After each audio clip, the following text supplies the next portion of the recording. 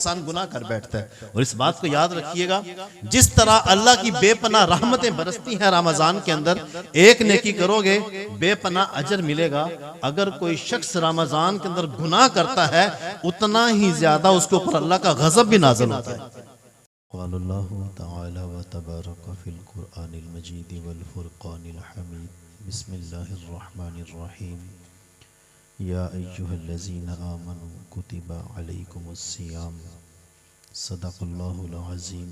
अल्लाहुम्मा नव्विर क़ुलूबना बिल क़ुरआन व ज़य्यिन अख़लाक़ना बिल क़ुरआन व नज्जिना मिनन नारि बिल क़ुरआन व अदख़िलनल जन्नत बिल क़ुरआन। या साहिबल जमाली व या सय्यिदल बशर मिन वजहिकल मुनीरि लक़द नुव्विरल क़मर ला युमकिनु सनाउ कमा काना हक़्क़ुहु बादस खुदा बुज़ुर्ग तोई। किस्सा मुख्तसर। इमदाद कुन हज़रंजो गम आज़ाद कुन दर दीन व दुनिया शाद कुन। या गौसुल आज़म दस्तगीर गंज बख्श फैज़ आलम मज़हर नूर खुदा नाक़िसा रापीर कामिल कामिला रहनुमा। इन्नल्लाह व मलाइकतहु युसल्लूना अलन नबी या अय्युहल्लज़ीना आमनू सल्लु अलैहि व सल्लिमू तस्लीमा। अल्लाहुम्मा सल्लि अला सय्यिदिना व मौलाना मुहम्मदिन व अला आलि सय्यिदिना व मौलाना मुहम्मदिन व अस्हाबि सय्यिदिना व मौलाना मुहम्मदिन व बारिक व सल्लिम। अस्सलातु वस्सलामु अलैका या सय्यदी या रसूलल्लाह व अला आलिका व अस्हाबिका या सय्यदी या रहमतल लिल आलमीन। हम्दो सना तारीफ़ व तौसीफ़ के बाद खालिक़े कायनात के हुज़ूर दुआ है, अल्लाह जल्ला व अला मेरी आपकी हाज़िरी का एक एक लम्हा कबूल व मंजूर फरमाए और काबिल अपनी बातों पर तौफ़ीक़े अमन नसीब फरमाए। आसान अंदाज के अंदर मुख्तसर वक़्त के अंदर कुछ गुजारिशात आपके गोश गुजार करना चाहूँगा। दुआ है अल्लाह जल्ला व अला मेरी ज़ुबान पर कलिमतुल हक़ जारी फरमाए। अल्लाह तबारक व तआला ने कुरान मजीद फ़ुरक़ान हमीद में इरशाद फरमाया कि ए ईमान वालो, तुम्हारे ऊपर रोज़े फ़र्ज़ कर दिए गए। इंशाअल्लाहुल अज़ीज़ पीर शरीफ को नमाज तरावी और मंगल का उम्मीद है कि पहला रोज़ा होगा। बाकी जैसे अल्लाह और उसके रसूल की ज़ात को मंजूर होगा उसके मुताबिक इंशाअल्लाह खैरियत के साथ रमज़ान में दाखिल होंगे और इंशाअल्लाहुल अज़ीज़ अदब और एहतराम के साथ रमज़ान के रोज़े ख़ुद भी रखेंगे, बच्चों को भी रखवाएंगे, घर वालों को अहबाब को जो भी रमज़ान का अदब एहतराम और जो तकाज़ा मुझ आपसे किया गया है इंशाअल्लाह उस पर पूरा उतरने की पूरी कोशिश करके अल्लाह की बरगाह से बख्शिश का परवाना लेंगे। दुआ है अल्लाह पाक खैरियत से रमज़ान तक पहुँचना नसीब फरमाए।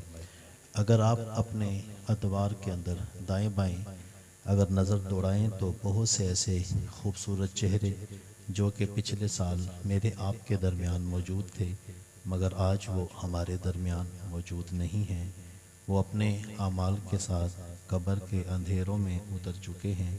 दुआ किया करें अल्लाह पाक ज़िंदगी में बार बार रमज़ान की बहारें नसीब फरमाए। मेरे हुज़ूर सल्लल्लाहु अलैहि वसल्लम की बारगाह में एक सहाबी का ज़िक्र हुआ कि या रसूल अल्लाह सल्लल्लाहु अलैहि वसल्लम, वो जो फ़लाँ सहाबी है वो इंतकाल फरमा गए थे, उनको 1 साल हो गया है इंतकाल किए हुए, और जब 1 साल गुज़रा है तो ये दूसरे सहाबी हैं, इनका भी इंतकाल हुआ है। अल्लाह के रसूल, इन दोनों में से जन्नत में पहले कौन जाएगा? तो आका करीम सल्लल्लाहु अलैहि वसल्लम ने फरमाया जो दूसरे वाला है वो पहले जन्नत में जाएगा। अर्ज़ किया गया या रसूल अल्लाह, जो पहले वाला था उनके आमाल ज़्यादा थे, उनकी ज़िंदगी अच्छी थी, खूबसूरत थी, इनकी निस्बत उन्होंने नेक अमल ज़्यादा किए थे। तो मेरे हुज़ूर सल्लल्लाहु अलैहि वसल्लम ने फरमाया सहाबा, क्या तुम्हें पता नहीं है कि वो 1 साल पहले इंतकाल फरमा गए और ये 1 साल के बाद गए हैं? अल्लाह ने इनको एक और रमज़ान अता फरमाया है तो जो इनको एक और रमज़ान दिया गया, रब्बे कायनात ने उस रमज़ान की बरकत की वजह से इनको पहले जन्नत की बहारें नसीब फरमा दी। तो जो चले गए वो चले गए, अब मुझे और आपको अपनी इस्लाह करनी है। इस्तकबाल रमज़ान, देखें हमने रमज़ान में दाखिल होना है। आप मुझे ये बताएं कि हमारी रमज़ान के हवाले से कितनी सी तैयारी है। सौदा सलफ़ तो ख़रीदने की तैयारी होगी और उसके बाद फिर ईद के कपड़े भी ख़रीदने की तैयारी होगी। रमज़ान के अंदर किस तरह से हमने दाखिल होना है, रमज़ान का किस तरह से अदब करना है, किस तरह से एहतराम करना है, सहरी में क्या करना है, तहज्जुद में क्या करना है, और उसके बाद इफ्तारी के वक़्त हमारी मोहब्बतों के मामलात क्या होंगे, पूरा दिन हमने कैसे गुजारना है, इसकी हमने क्या तैयारी की है। मेरे हुजूर सल्लल्लाहु अलैहि वसल्लम 29 या 30 शाबान, जो भी हुजूर सल्लल्लाहु अलैहि वसल्लम मुनासिब समझते, आप इस तारीख को सहाबा को इकट्ठे करते और इकट्ठा करके बाकायदा मेरे हुजूर रमज़ान का अदब, रमज़ान के फ़ज़ाइल, रमज़ान का एहतराम बाकायदा सहाबा को सिखाया करते थे, हुजूर बताया करते थे। और हुजूर सहाबा से कहा करते थे, सहाबा वो महीना आने वाला है जिसके बारे में रब्बे कायनात ने फरमाया है कि जैसे ही ये महीना शुरू होता है मैं जन्नत के सारे दरवाजे खोल देता हूँ। और फिर कहा कि सहाबा ये वो महीना है जिसमें जहन्नुम के सारे दरवाजे बंद कर दिए जाते हैं। और फिर कहा कि सहाबा ये वो महीना है जिसके बारे में रब्बे कायनात ने फरमाया कि ए महबूब ये मेरा महीना है, रमज़ान अल्लाह का महीना है। आपने ये भी सुना कि रब्बे कायनात जन्नत के दरवाजे खोल देता है, जहन्नुम के दरवाजे बंद कर देता है, नफल का सवाब जो है वो बढ़ा दिया जाता है, एक फर्ज का सवाब 70 फर्जों के बराबर कर दिया जाता है। बहुत सारी रवायात हमारे सामने सवाब के हवाले से जन्नत के एतबार से आई हैं, मगर एक रवायत मैंने आज पढ़ी है। आका करीम सल्लल्लाहु अलैहि वसल्लम को रब्बे कायनात ने फरमाया कि महबूब मैं आपको ये बात बता रहा हूँ, मगर जो आपने अपनी उम्मत को, अपने बंदों को जो बात बतानी है वो ये बात बतानी है कि रब्बे कायनात फरमाता है कि ए मेरे बंदो, रमज़ान का जो अजर है ना, मैंने कायनात में किसी को बताया ही नहीं है। कहा ये मेरा और मेरे बंदे के दरमियान राज है। महबूब तुझे बताया है मगर तूने ये बात आगे नहीं बतानी, तूने अपने तक इस राज को रखना है, क्योंकि तेरा मेरा पर्दा कोई नहीं, तेरे मेरे दरमियान जो बात है वो हमारी है, मगर ए महबूब तूने लोगों को नहीं बताना। बस लोगों से इतना कहना है कि रब्बे कायनात फरमाता है रमज़ान का जो रोजेदार शख्स है उसके और मेरे दरमियान ये राज है कि कल क़यामत के दिन उसको मैं कितना नवाजने वाला हूँ। ये एक बात के मामलात है, मगर एक हदीस में आपके सामने रखना चाहूंगा। मेरे हुजूर ने फरमाया कल क़यामत का दिन होगा, रब्बे कायनात रोजेदार को बुलाएगा, जो अल्लाह की रजा के लिए जिसने रोजा रखा होगा, भूख बर्दाश्त की होगी, प्यास बर्दाश्त की होगी, सारा दिन अपने आप को मुशक्कत में डाला होगा, कुरान की तिलावत होगी, नवाफिल होंगे, बच्चों के लिए मजदूरी की होगी, बच्चों के लिए मेहनत करके रिस्क कमा के लाया होगा। रब्बे कायनात बड़ी मोहब्बत के साथ अपने दामने रहमत के अंदर उस शख्स को खड़ा करेगा। अल्लाह के नूरानी फरिश्ते रब्बे कायनात और उस बंदे के दरमियान एक मोहब्बत वाली चादर डाल देंगे, मैदान महशर से उसको छुपा लिया जाएगा, किसी की निगाह उसके ऊपर नहीं पड़ रही होगी, वो डायरेक्ट रब्बे कायनात के जलवों में गुम होगा। रब्बे कायनात फरमाएगा ऐ मेरे बंदे, तूने ये जो भूख बर्दाश्त की थी ये किसके लिए की थी? तो वो शख्स अल्लाह की बारगाह में अर्ज करेगा मालिक ये भूख तेरे लिए बर्दाश्त की थी। फिर रब्बे कायनात उसे कहेगा मुझे ये बता तूने ये जो प्यास बर्दाश्त की है ये किसके लिए बर्दाश्त की है? तो अर्ज करेगा मालिक सिर्फ तेरी खालिस रजा के लिए। तो रब्बे कायनात फरमाएगा जो तूने प्यास मेरे लिए बर्दाश्त की है उसका इनाम ये है कि तू अपनी इन सर की आंखों से मेरा दीदार करके अपनी आंखों को सैराब कर ले। सबसे पहले उसको रब्बे कायनात का दीदार बिला हिजाब करवाया जाएगा। और दूसरा कहा जो तूने मेरे लिए भूख बर्दाश्त की, तूने सहरी में खाना खाया, तूने पूरा दिन तिलावत की, तूने इफ्तारी की, जिसने तुझे सहरी बना के दी, जिसने तुझे अफ्तारी बना के दी, इस दौरान जो जो तेरे जिस जिस काम आया, किसी ने कुरान पकड़ा दिया, किसी ने मुसल्ला बिछा दिया, किसी ने तेरे लिए मोहब्बतों का कोई समाव यानी कि कर दिया, या किसी ने तेरे लिए कोई खजूर का इंतजाम कर दिया, पानी का इंतजाम कर दिया, वो घर की बहन है, वो घर की बेटी है, वो माँ है, वो किसी भी खूबसूरत रिश्ते के अंदर मौजूद मेरे घर में मौजूद है, कहा इस बात को अपने यानी कि लिख ले, और मैं फरिश्तों को भी कहता हूं जा मैदान महशर में चला जा और उनको बाजू से पकड़ और बगैर हिसाब के लेके जन्नत में दाखिल हो जा।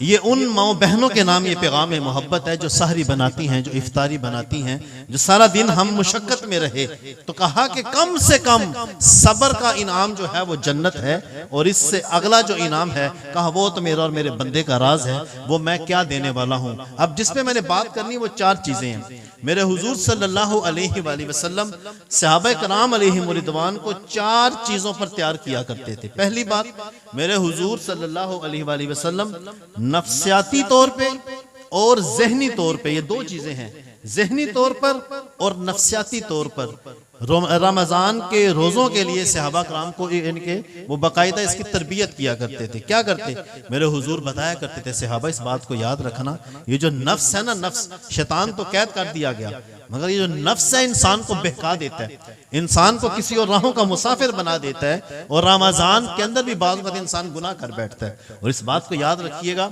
जिस तरह अल्लाह की बेपनाह रहमतें बरसती हैं रमजान के अंदर, एक नेकी करोगे बेपनाह अजर मिलेगा।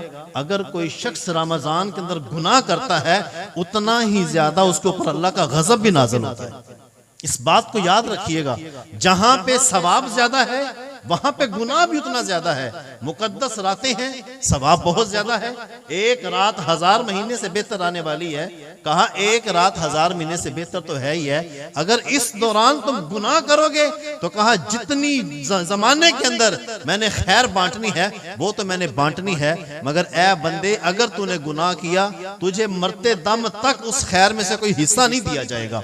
और जिन लोगों ने मुकद्दस रातों में रमजान के अंदर गुनाह किए हैं, आप यकीन करें उनके ऊपर निशान लगा लीजिए, उनके ऊपर जिंदगी तंग कर दी जाती है, उनके ऊपर अल्लाह की जमीन तंग हो जाती है।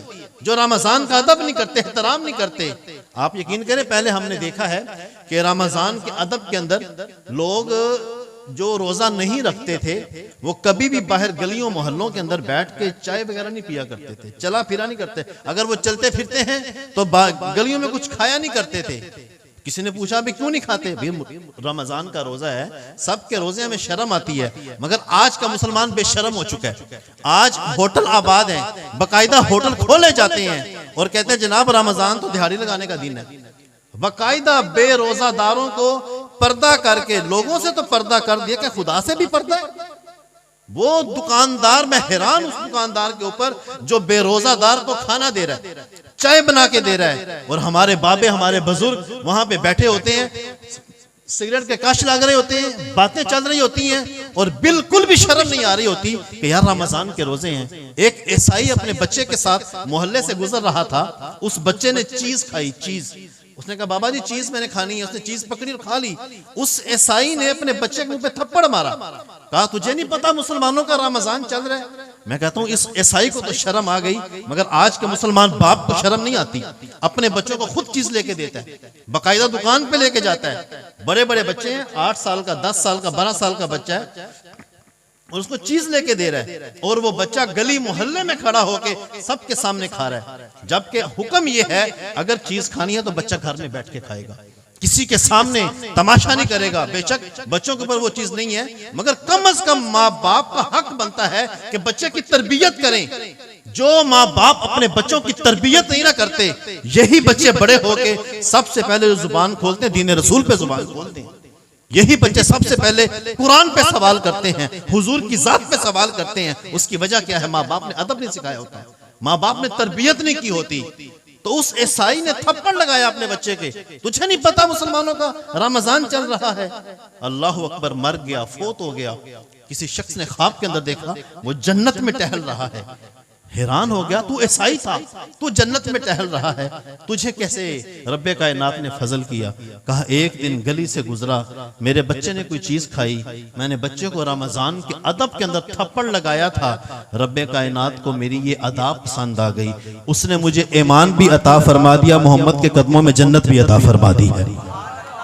तो साहिबो अगर रमजान का अदब करेंगे, मैं कहता हूं कि गुनेगार से गुनेगार बंदा भी यकीन करे, रमजान जैसे ही आता है वो नया सूट पहनता है, उसे पता होता है ना कोई और बंदा तो माफ करने वाला है नहीं, अल्लाह ही माफ करने वाला है, बंदे तो नहीं माफ करते ना, बंदे तो नहीं छोड़ते, तो वो जनाब अच्छा लिबास पहनता है, अपने आप को बना संवार के अगर वो मस्जिद में आ जाता है, हमारे मस्जिद के 70 साल के पुराने नमाजी उस आने वाले नौजवान को, वो जो गुनेगार अपने आप को समझता है, खताकार समझता है, पता नहीं अल्लाह की बारगाह में उसका क्या मुकाम है, वो तो अल्लाह ही बेहतर जानता है ना, अल्लाह अकबर, उसको बात करते हैं। कौन बात कर रहे हैं? जो 60 साल से नमाज पढ़ रहे, जो 70 साल से नमाज पढ़ रहा है, आने वाले बंदे को मजाक उड़ाते हैं, जनाब सोच में खा के बिल्ली हज को चली, और जनाब रमजान आया है तो आज जनाब पहली साफ है, और जनाब देखें कैसे जनाब अल्लाह की बारगाह में इसने फुला किया, इसने फुला किया।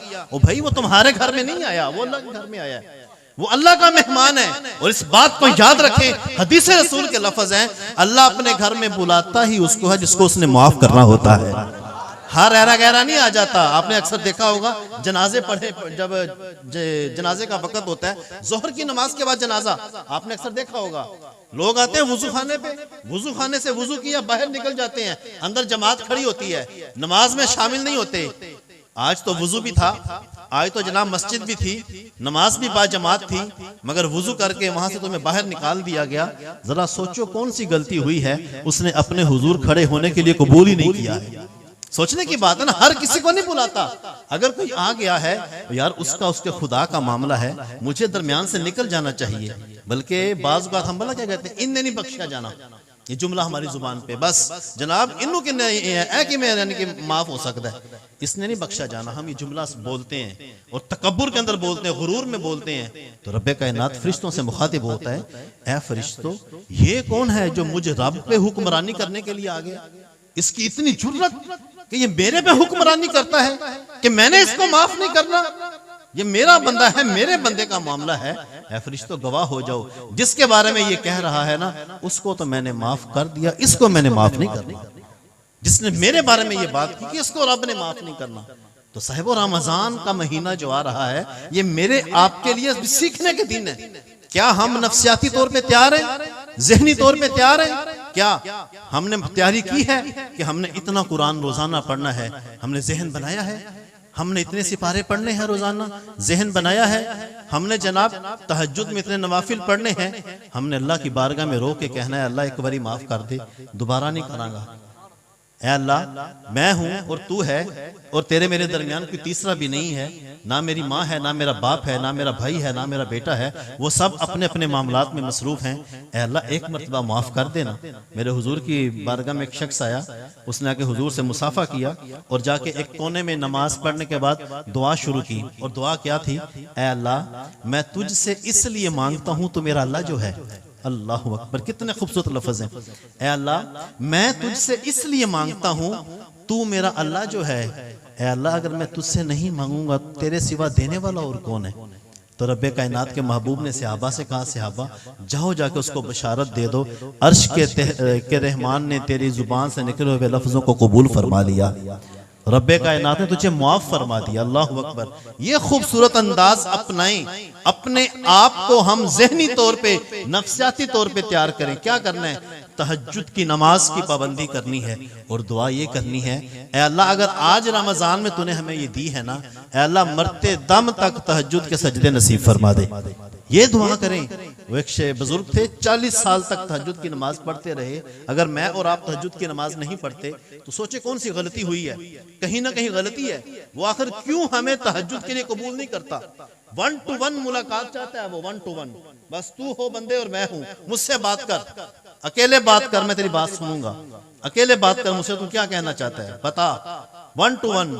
वो कहते हैं कि मैं 40 साल तहज्जुद पढ़ी है, मगर एकदम से 3 महीने तक मेरी अल्लाह से मुलाकात नहीं हो सकी, मेरी तहज्जुद की नमाज रह जाती थी। कहा हुआ क्या था? कहा मैंने किसी के बारे में गलत सोच लिया था, मैंने किसी के बारे में गलत सोचा, रब्बे कायनात ने मुझे 3 महीनों के लिए अपनी मुलाकात से महरूम कर दिया। हम तो सारा दिन ही प्लान बनाते हैं, इसके बारे में ये बात करनी है, इसके बारे में ये बात करनी है, इसको फलां जगह जलील करना है, इसको फलां जगह रुसवा करना है। तो जरा मुझे बताओ, जब उसके बंदों को जलील करेंगे तो मेरी आपकी मुलाकात कहां से करेगा? जब उसके बंदों से प्यार करेंगे फिर अर्श का रहमान अपने फरिश्तों को भिजवाएगा, जाओ फरिश्तों जाओ, मेरा बंदा सो रहा है, इसको उठाओ, इसे बताओ रब तेरी मुलाकात चाहता है। तहज्जुद के सजदे जिसको नसीब हो गए, उसके बाद सहरी की बहारें हैं। मैं यहाँ पे पहले एक बात करना चाहूंगा। देखें, माँ बाप का यह हक बनता है कि अपनी औलाद की तरबियत करें। जिन माँ बाप ने अपनी बच्चों की तरबियत की हुई है ना, जब शहरी में वो उठते हैं ना तो साथ बच्चे भी उठ जाते हैं। आज 12-12, 14-14 साल का बेटा है हमारा, बेटियां हैं, वो रोजे नहीं रखते। माँ भी कहती पुत्र कोई गल नहीं, तेरी हजे केड़ी उम्र है। माँ बाप बाकायदा अपने बच्चों को इस बात पे शह देते हैं, कोई बात नहीं, खैर है बेटा, अगले साल रख लेना, अगले साल रख लेना। जब बच्चा बालिग हो गया है, उसके ऊपर लाजिम हो गया है कि उसने रोजे रखने हैं। वो जिस मर्जी तकलीफ के अंदर उसने रोजा रखेगा। बीमारी के मामलात हो तो बात के मामलात हैं, मगर ये कोई तरीका नहीं है कि हम अपने नौजवान हट्टे कट्टे बच्चों को हम कहते हैं जनाब बेटा कोई बात नहीं, खैर है। दरअसल हुआ क्या, हुआ ये कि जब वो प्यारी मोहब्बत भरी गोद जो माँ की थी, जब उसमें तरबियत का वक्त था, उस वक्त तो उस माँ ने उस बेटे के सीने में मोहम्मद की मोहब्बत का नूर तो डाला ना, कुरान की नूरियां तो सुनाई ना, उस वक्त तो हुजूर की सुन्नत बताई ना, उस वक्त तो हुजूर की सीरत बताई ना, उस वक्त तो नहीं बताया ना सैयदा फातिमा तो ज़हरा हुजूर की कितनी लाडली थी, हुजूर के लिए कैसे मोहब्बत से खाना लेकर आती थी, कोई बात ऐसी ना की। माज़रत के साथ मैं ये भी कहूंगा, अगर आज आप घरों के अंदर देखें तो क्या हमारे बुजुर्गों के बिस्तर वीरान नहीं हो गए? दादे का बिस्तर पहले आबाद था, दादी का बिस्तर आबाद था, नाने का बिस्तर आबाद था, नानी का बिस्तर आबाद था। कैसे? बच्चे जाके नाने के पास घुसते थे, बच्चे जाके जनाब दादे के पास बैठते हैं, दादा जान हमें कहानी सुनाओ, नाना जी हमें कहानी सुनाओ। और आज की माँ क्या कहती, खबरदार इसके पास नहीं जाना, ये मेरा ससुर है, इसने मेरे साथ बड़े जुल्म किए, इसने बड़े सितम किए मेरे साथ, तुम नहीं जानते मैं कैसे यहाँ पे जिंदगी गुजार रही हूँ। आज की माँ बेटे के सीने के अंदर नफरत भरती है, मगर पहली माएं जो थी वो दादों के बिस्तर में बिठाया करती थी, नानों के बिस्तर में बिठाया करती थी, और वो नाना नानी दादा दादी उस बच्चे के सीने के अंदर हालात के मुताबिक, मुआशरे के मुताबिक हदीसे रसूल के नूर को घोल के ऐसे पिलाया करते थे जैसे जैसे माँ बाप तहज्जुद में उठते थे बच्चे भी तहज्जुद में उठ जाया करते थे। मगर आज हमारे घर वीरान है, आज हमारे घर यकीन करें हमारे घरों के अंदर से बरकत निकल गई है। आज बाबे की मोहब्बत नहीं है, आज बाबे को रोटी दी जाएगी, वो बाबा जो शाम को बच्चों को लेके बाहर जाएगा, वो बाबा वो अम्मा जो आपके बच्चों को खिलाएगी उसे रोटी मिलेगी। वरना बेटा भी कहता है अम्मी अम्मी बस मैं की करा, मैं मजबूर हूं। अल्लाह अकबर, ये कैसी मजबूरी आड़े आ गई कि आज की माँ को हमने नौकरानी बना के रख दिया। क्या रमजान के महीने के अंदर माँ चूल्हे पे बैठ के आपके लिए रोटियां बनाए और मेरी आपकी बीवी कमरे में बैठ के जनाब मोबाइल चलाए, ये कैसा जुल्म है भाई? ये क्या जुल्म नहीं? जनाब फजर की नमाज पढ़ी है, फजर की नमाज के बाद सो जाते हो, जोहर की नमाज में उठते हो, फिर सो जाते हो, असर की नमाज में उठते हो, और जनाब ये कैसा रोजा है जो सारा तूने और मैंने सो के गुजार दिया। हुक्म तो ये था इबादत करनी है, तिलावत करनी है, कुरान पढ़ना है, मोहब्बतें बांटनी है, तकसीम करनी है, खुशियां बांटनी है, खुशियां समेटनी है, मगर तूने वक्त बर्बाद कर दिया। जो शख्स सो कर रोजा गुजारता है उसका रोजा मकरूह हो जाता है, सवाब में कमी आ जाती है, मना किया गया है। मगर हम लोग जनाब एसी चला के पड़े होते हैं, हमें नहीं पता जनाब क्या हो रहा बाहर, क्या नहीं हो रहा, हमने क्या करना है। और फिर उसके बाद एक और बात अगर आप सोचें कि देखें ज़हनी नफ्सियाती तौर पे हम कितने से तैयार होते हैं। आपने अक्सर देखा होगा असर की नमाज के बाद हमारा पारा कितना हाई होता है कि रोजा लग गया है। सुनते हैं ना आप लोग, रोजा लगा हुआ है। रोजा रोजा नहीं लगता मेरे भाई, अल्लाह की रहमतें हैं, अल्लाह की करम नवाजी हैं। और एक जुमला आपको सुनने को मिलता है, क्या कहते हैं, मेरा दिमाग ना खराब कर। रोजे के अंदर ना मैनू इस टाइम मेरा पारा बहुत हाई है, मेरा दिमाग खराब होया है, तो लिहाजा बस साइड पे हो जाओ जनाब। मैं कहता हूँ रब्बे कायनात ने कुरान में कहा, ऐ मेरे बंदे तू रोजा रख, तेरे सीने को मैं तकवे के नूर से भर दूंगा। मगर तेरा मेरा रोजा कैसा है जो दिमाग खराब कर गया? ये सोचने की बात है। तेरा मेरा रोजा कैसा है जो हमारा दिमाग ही खराब कर गया है। इसका मतलब है कहीं ना कहीं ज्यादती है, इसका मतलब है कहीं ना कहीं रिज्क खराब है, इसका मतलब है कहीं ना कहीं नमाज की यानी कि पाबंदी नहीं हो सकी।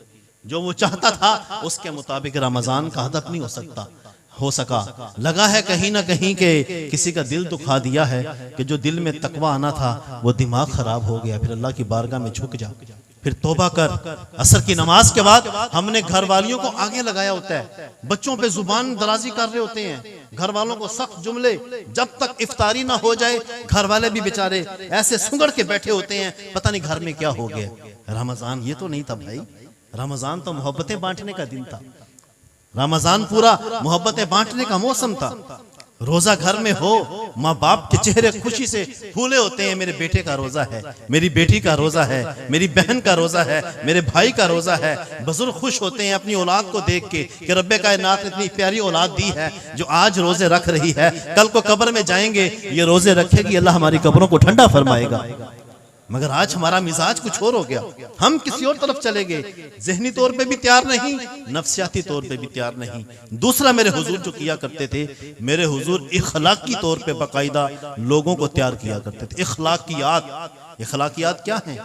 जुबान दराजी करना, झूठ बोलना, गिबत करना, अपनी जुबान से किसी को तकलीफ देना। जिसका रोजा, किसी ने पूछा था वासफ अली वासफ से, कहा हजरत जिन लोगों पर अल्लाह का करम होता है उनकी निशानी क्या है? वासफ अली वासफ ने खूबसूरत जुमला बोला था, कहा जिन पे अल्लाह का करम होता है ना वो जुबान से किसी को तकलीफ नहीं देते। करम किया हुआ बंदा देखना हो तो उस बंदे को देख लेना जो किसी को तकलीफ नहीं देगा। मगर आज रोजा रखने के बाद भी मेरी आपकी जुबान से कितने से लोग महफूज हैं? सानू पता है जनाब तेरा रोजा एडा तो आया रोजेदार, ये हमारे जुमले होते हैं। यानी कि हम अपने आप को इखलाकी तौर पे तैयार नहीं कर सके, हमने अपने आप को आजिज़ी वाली साइड में हम लेकर ही नहीं आए। अब फिर होता क्या है, मुलाजिम हमारी दुकान पे काम करने वाला होता है, सारा काम वो करता है, गुस्सा भी उसी पे निकालना है, मालिक बैठा हुआ है आराम से।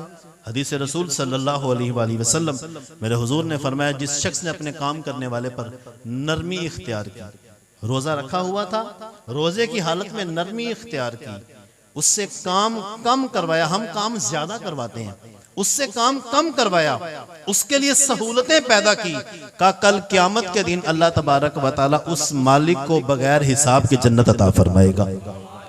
मगर हम लोग तो उल्ट चलते हैं ना, हम कहते हैं यार बस मेरे को नहीं उठा जा रहा, बस तू सारे काम शम देख ले।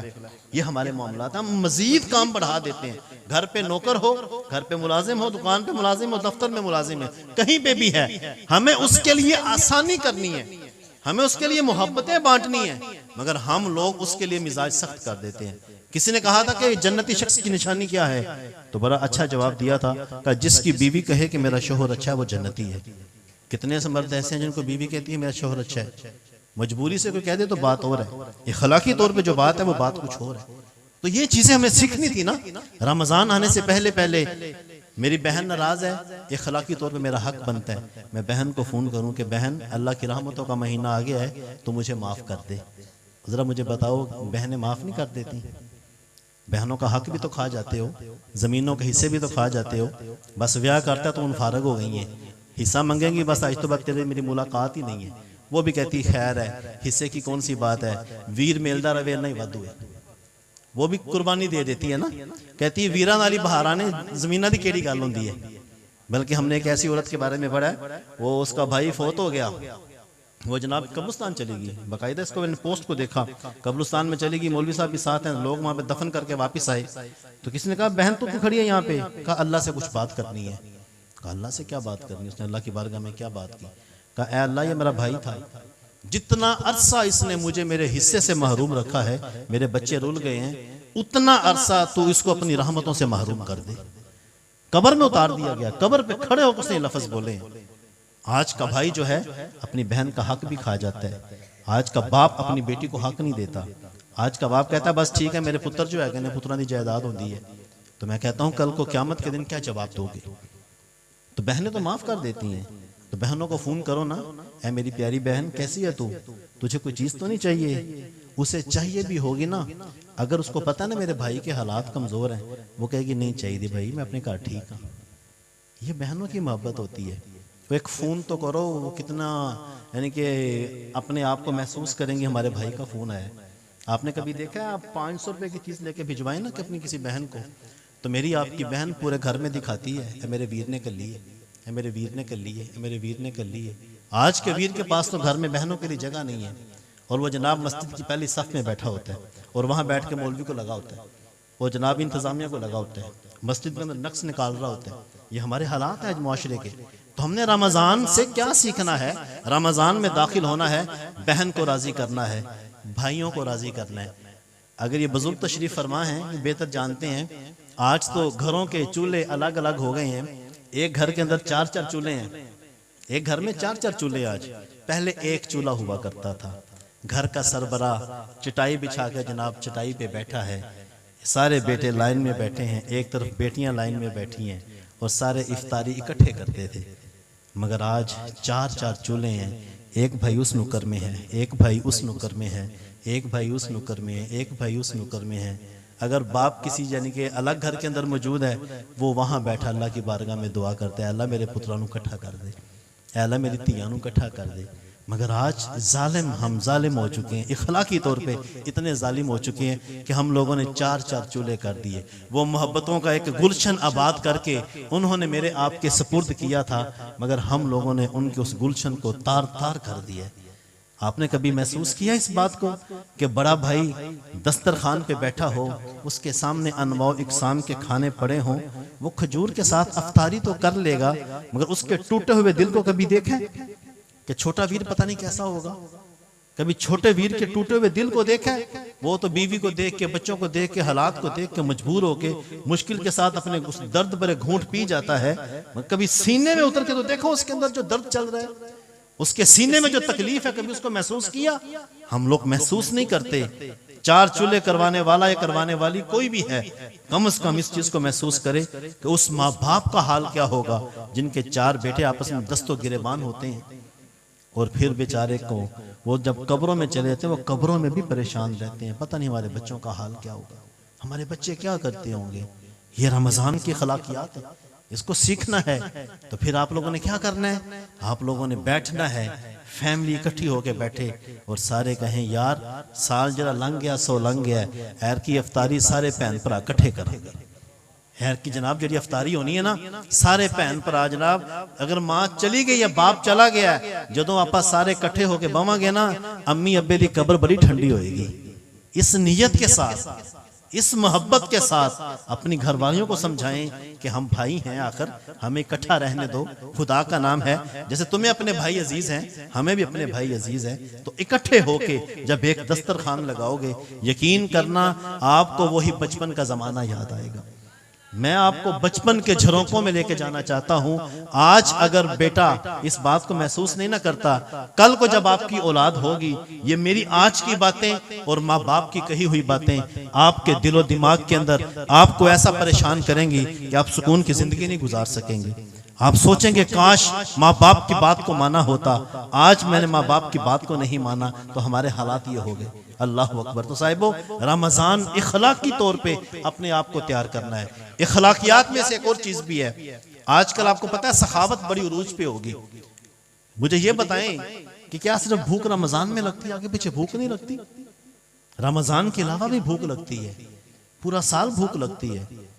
जो शख्स जिसके पास ज़कात के पैसे मौजूद हैं और उसके पास कोई मुस्तहिक आ गया, उसने ज़कात के पैसे नहीं दिए, मेरे हुजूर ने फरमाया वो गुनहगार है। ज़कात के पैसे रोक के रखने वाला शख्स, मैं तो रमजान चे देना, रख अपने कोल संभाल के, रमजान चे भी लोड नहीं। मेरे हुजूर ने कह दिया जो रोक के रखेगा वो गुनहगार है। अब मुझे बताएं, क्या रमजान के अलावा लोग बीमार नहीं होते? क्या रमजान के अलावा घरों में किसी चीज की लोड नहीं होती? क्या रमजान के अलावा मुस्तहिक लोग नहीं होते? मगर हम कहते बस हमने ज़कात देनी ही रमजान के अंदर है। ओ भाई, ऐसी ज़कात को क्या करना है जब साथ वाला हमसाया परेशानी के अंदर हो, कोई बहन कोई भाई गरीब परेशानी के अंदर हो, और हम कहें जनाब देनी, यानी कि हमने रमजान के अंदर है। और फिर रमजान में हमारा हाल क्या होता है? लंबी लाइन लगाई होती है, बाकायदा दरवाजे पे बदतमीज शख्स खड़ा किया होता है, वो आने वालों को जलील करता है, रुसवा करता है। सुबह 9 बजे की बहनें बेचारी लाइन में लगी होती हैं और जनाब वो मुश्किल से अगर राशन तक पहुंची आती हैं, सबसे पहले तस्वीरें बनाई जाती हैं। तस्वीरें बनाने के बाद फिर क्या करते हैं, वो इतना सा शापर होता है, उनको थमा देते हैं। वो जब घर जाके खोलते हैं, क्या निकलता है, आधा किलो चीनी निकलती है, आधा किलो घी निकलता है, थोड़ा सा सामान निकलता है। वो बंदा शर्मिंदा हो जाता है, सुबह से लेकर दोपहर तक जलील हो गए हैं और इसने हमें दिया भी क्या। ओ भाई, कोई इतना सा सामान तो किसी को दो, किसी का हफ्ता भर तो गुजारा हो सके। ये 1000 500 का तमाशा लगाना बंद करो। रात के अंधेरे में जाओ तो 2-4 हजार का सामान लो, उसके घर देकर आओ, और जिसके घर देकर आओ ना, उसे कहना कि हमारे लिए दुआ भी करे। इमाम ज़ैनुल आबिदीन कहते हैं, जब कोई किसी को दे देना कुछ, तो घर आके मुसल्ला बिछा के रोया कर कि तुझे अल्लाह ने देने वाला बनाया है, कि अल्लाह ताला तेरा दिया हुआ अपनी बारगाह में कबूल कर ले। अबुल फदल रहमतुल्लाह ताला अलैह आप कहते हैं, रमजान जब चला जाता था, रमजान हम तो हफ्ते बाद भूल जाते हैं ना, कहते हैं रमजान जब चला जाता था, हमारी माँ ने हमारी ऐसी तरबियत की थी। माँ ने कहा था, बेटा रमजान के जाने के 6 महीने बाद तक रोजाना अल्लाह की बारगाह में रोजों की कबूलियत की दुआ किया करो। 6 महीने कम अज कम अल्लाह की बारगाह में दुआ करते रहा करो। हम तो तीसरे दिन भूल जाते हैं, चांद रात हुई तो रमजान खत्म हो गया। ऐसे ऐसे हस्तियां गुजरी हैं। तरबियत किसकी थी? माँ की, मगर माँ ने तरबियत नहीं की। तो साहब ये राशन के मामलात, इसको जरा खसूसी तौर पे देखिएगा। कोशिश ये करें किसी का इज्जत नफ्स मजरूह ना करें। दुकानदार उधार भी देते हैं बाज़ औक़ात। रमजान के अंदर 100 लोग मजबूर होते हैं, अगर वो आपके पास आ जाएं, अगर गुंजाइश निकले तो कोई बात नहीं यार, कोई 2-4-10 दिन की कौन सी बात है। रमजान में तो हर चीज़ यानी कि हर जगह से रहमतें होती हैं, बरकतें होती हैं। तो आप भी जरा ताउन कर दें। आप ताउन करेंगे, यकीनन बहुत सारे लोग रोजा रख लेंगे, बहुत सारे लोग आपके इंतजार के अंदर हैं। इस वक्त अगर आप देखें मुआशरे के अंदर बहुत सारे लोग मेरा आपका इंतजार कर रहे हैं कि कब जनाब आएंगे और कब जनाब तशरीफ लाएंगे और हमारे घर के अंदर नाने शबीना आएगा। मगर जाना रात के अंधेरे में है, किसी की इज्जत का तमाशा नहीं बनाना। देना कैसे है? मोहब्बत का माहौल बनाना है। खुद निकले, साथ अपनी बीवी को ले लें। बीवी नहीं है तो माँ को ले लें। अगर बीवी है, साथ बच्चे भी होंगे, बच्चों का माहौल बनाएं प्यारा सा। अगले घर में जाएं, मोहब्बत के साथ दरवाजे पे दस्तक दें और उनको ये नहीं कहना है ज़कात दे, पैसे नहीं। ज़कात आपने अल्लाह के लिए देनी है। उनसे कहना जनाब ये तोहफा कबूल करें। ज़कात का लफ्ज़ नहीं बोलना। ज़कात का लफ्ज़ दिल तोड़ देता है। तोहफे का लफ्ज़ दिलों को जो जोड़ भी देता है, मोहब्बतें बढ़ा भी देता है। तोहफा तन देना, तोहफा तन, तोहफा कबूल कीजिए। जब आप किसी के साथ ये मोहब्बतों का माहौल करेंगे तो समझ जाइएगा कि रमजान के लिए हम इखलाकी तौर पे तैयार हो चुके हैं। गाली गलोच नहीं करना, किसी का मजाक नहीं बनाना, रमजान की बेअदबी नहीं करनी। नफ्सियाती तौर पे, ज़हनी तौर पे अपने आप को रमजान के लिए तैयार करना है। रूहानी तौर पे, जिस्मानी तौर पे अपने आप को रमजान के लिए तैयार करना है। और आखिरी बात मैं ये कहूँगा, अपने इस रमजान के अनवा इकसाम के दस्तरखान के ऊपर फ़लस्तीन के बच्चों को भी याद रखना है। फ़लस्तीन के मासूम बच्चे खाली कटोरे लेकर सारा दिन बेचारे कभी किधर जाते हैं, कभी किधर जाते हैं। एक पानी की बूंद भी मैसर नहीं आ रही, खाने की चीज़ भी कोई मैसर नहीं आ रही। हमारे बेगैरत हुक्मरान वो तो अपनी अयाशियों में लगे हुए हैं। 57-58 इस्लामी ममालिक हैं। मुझे बताएं किसको उम्मत का दर्द है?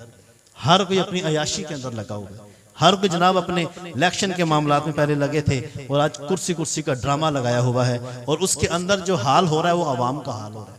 अवाम पिस रही है, अवाम के हालात खराब हैं। अपने उमर बिन अब्दुल अजीज 39 साल की उम्र में फौत हो गए थे। 39 साल की उम्र में किसी ने कहा छोटी सी उम्र में उमर बिन अब्दुल अजीज चला गया, क्या हुआ?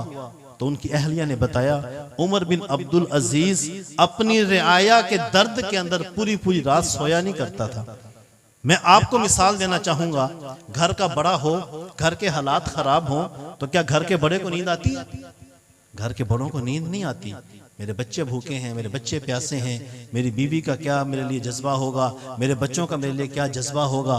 मगर आज अगर हम देखें, मुझे बताएं इन जिनको हमने सिलेक्ट किया है, ये जो सिलेक्ट किए गए हैं, इनके बारे में मुझे बताएं कि किन को हमारा दर्द है।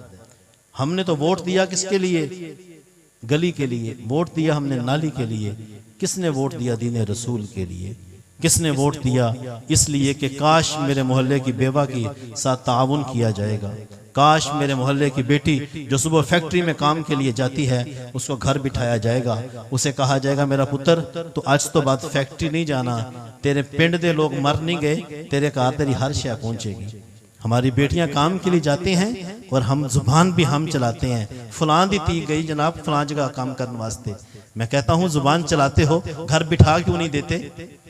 जुबान चलाते हो खर्चा क्यों नहीं दे देते? क्या हर गांव के अंदर ऐसा शख्स मौजूद नहीं जो पूरे गांव का खर्चा उठा सकता है? इतनी जायदाद, इतनी जमीन, इतना कुछ मौजूद नहीं? क्या वो घर के अंदर मौजूद सिर्फ खाली ज़कात दे दे? खाली ज़कात अगर वो निकाल देना तो यकीन करे गांव की कोई बेटी बाहर ना जाए। मगर हम ज़कात कहां देते हैं? उन जगहों पे देते हैं जहां मेरा आपका ताल्लुक है, वहां देते हैं जहां मेरा आपका कोई वास्ता है। बेली ना नाराज हो जाए, फलां दोस्त, अपने गांव को तो कोई देखता ही नहीं। तो हमने वोट भी वहीं दिया जहां जनाब नाली सोलंग का मामला था। तो आए साहिबो देखें हम कहां खड़े हैं। तो फलस्तीन के नन्हे नन्हे बच्चे मेरी आपकी दुआओं के मुंतजिर हैं। मैं आपसे एक सवाल करूंगा, यकीनन आपको पता नहीं मेरी बातें अच्छी लगी या नहीं लगी, मैं एक सवाल आपसे करना चाहूंगा, ईमानदारी से बताइएगा, फलस्तीन वालों से प्यार है? जिनको है हाथ खड़ा करें, है ना? अब मेरा अगला सवाल ये है कि फलस्तीन वालों के लिए रोजाना 2 नफल कौन पढ़ता है? उन बच्चों के लिए 2 नफल कौन पढ़ता है? और कभी फेसबुक उठा के उनकी मासूमियत को देखना और अपने बच्चों को भी देखना, तुम्हें रातों को नींद नहीं आएगी। यकीन करें नींदें नहीं आती। कभी अपने बच्चों को वहाँ रख के देखो, हाथों के अंदर खाली बर्तन और निगाहें आसमान की तरफ हैं। आसमान की तरफ क्यों देखते हैं? उनको पता है अभी कोई बम आएगा और हमें उड़ा के रख देगा। माँ की गोद में नन्हे नन्हे बच्चों की लाशें हैं, नन्हे नन्हे बच्चों के सामने माँ की मैयत पड़ी है, बाप की मैयत पड़ी है, दफनाने के लिए कफन तक भी नहीं है। और हमारे मुसलमान क्या करते फिरते हैं? यही वो लोग हैं ना, या तो इनको वोट देते हुए इनसे वादा लेते, फलस्तीन की बात करोगे। इतने इलेक्शन के लिए कितनी कैंपेन हुई है, मुझे ये बताएं किसी एक शख्स ने भी उनसे कहा हो जनाब आप आए हो, नून लीग वाले हैं, पीटीआई वाले हैं, कोई भी हैं, जो भी आए हैं, किसी ने उनसे कहा हो जनाब आप जरा शफकत फरमा के वादा करें जब आप असेंबली के फ्लोर पे जाएंगे वहां जाके फलस्तीन की बात करेंगे? किसी ने भी नहीं कहा होगा। चलो वो भी छोड़ दें, आप मुझे ये बताएं रोजाना नमाज भी पढ़ते हैं, उनको दुआओं में कितना सा याद करते हैं? मौलवी साहब ने तो दुआ रटी हुई है, मैंने भी रटी हुई है दुआ, हम मौलवी ने दुआएं रटी होती हैं। मुसल्ले पे बैठते हैं, पता है हालात खराब है, बस मांगनी पड़ती है, ना मांगे तो लोग मौलवी साहब फलस्तीन की दुआ नहीं मांगी, मौलवी मांग लेता है, वो एक अलग चीज़ है।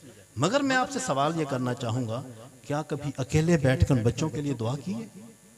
क्या कभी अकेले बैठ के उन माओ बहनों के लिए दुआएं की हैं जिनके सुहाग मौजूद नहीं है, जिनके सरों के खामत मौजूद नहीं है, जिनके बाप भी गए, बाप अपने बच्चों के लिए बिस्किट लेने के लिए गया, वापिस आया पूरा घर तबाह हो चुका था, फोत हुए बच्चों के हाथ में बिस्किट देके कह रहा है बेटा मैं तो आपके लिए बिस्किट लेने गया था, आप तो दुनिया ही छोड़ के चले गए।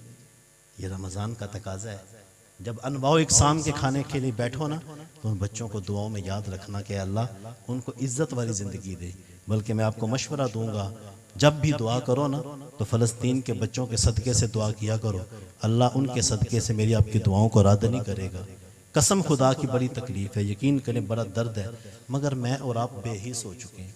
हम भाई भाई आपस में नहीं बोलते, हम लोग माँ बाप के गुस्ताख, हम लोग भाइयों के गुस्ताख, हम लोग मोहल्ले के अंदर झूठे चौधरी, चौधराहटें झूठी, हमारा ये हाल हो चुका है।